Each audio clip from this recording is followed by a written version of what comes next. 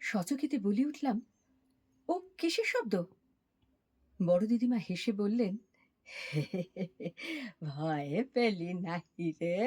হ্যাঁ, ও ঘরে চামচিকে ঝটাপটি করছে। ও রোজই করে। আমার ওসব সয়ে গিয়েছে।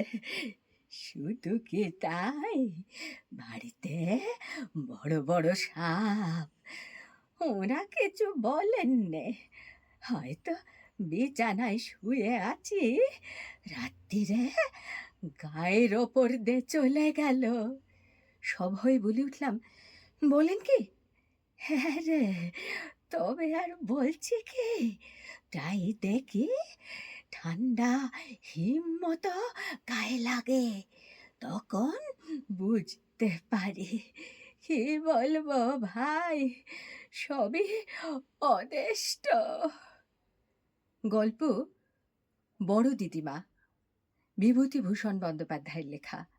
আসছে গল্প নাটকে তুহিনার সাথে চ্যানেলে।